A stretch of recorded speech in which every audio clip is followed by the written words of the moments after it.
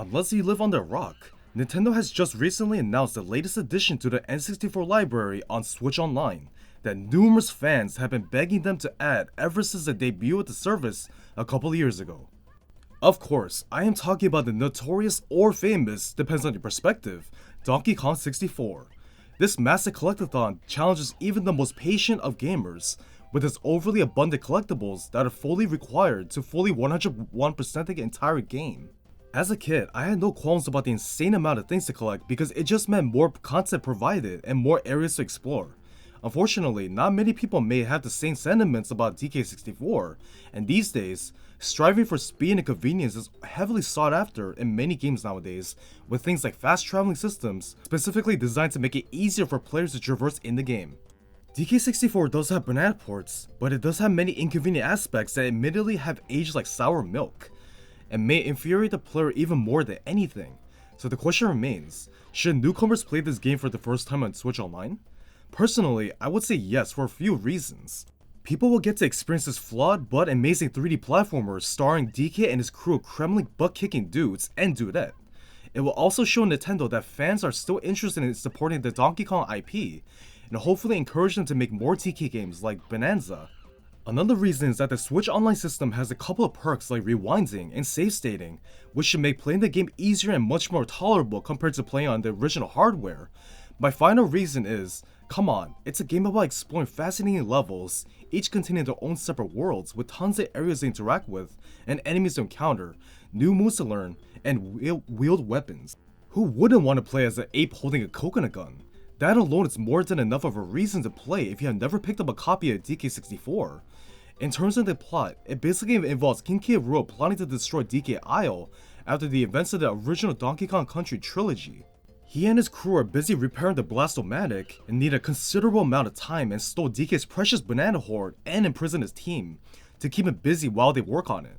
Now the real meaty part of the game involves traversing through the levels themselves, and a ton of backtracking, which involves collecting every single weapon, Kong, ability, musical instrument needed to access very specific parts of each level in order to collect every single thing, such as blueprints, colored bananas, golden bananas, banana medals, banana fairies, banana coins, etc. Bear in mind, you don't need to collect all of them to beat the game, only to 101% it and have bragging rights. Perhaps the crazy part is that even in the very first level, there are tons of areas that are inaccessible already, and you're forced to take notes on where to revisit once you have the appropriate resources to complete them. So basically, you're pretty much helpless for most of the game, and gradually drives you mad. Once you progress further into the game and reach the more difficult areas, be warned that there are a ton of minigames that are required to collect golden bananas like racing against animals, helping them with very specific requests, and bringing them things. Many of them are locked and only certain Kongs are able to interact with them due to having specific abilities like turning giant, tiny, flying, etc. That basically means there will be a lot of character changes throughout the course of the game, and there is no such thing as a convenient character swap menu by pressing start. No siree. You have to literally walk to the nearest tag barrel to change into the Kong you desire, and then walk back to the location you need to go to, and have to change characters again and again. And sometimes the tag barrels are so very spread apart. As a matter of fact, this game is so huge that there's even hint doors scattered across each level in the form of wrinkly Kong doors, who provide hints for specific Kongs to do in order to collect the golden banana.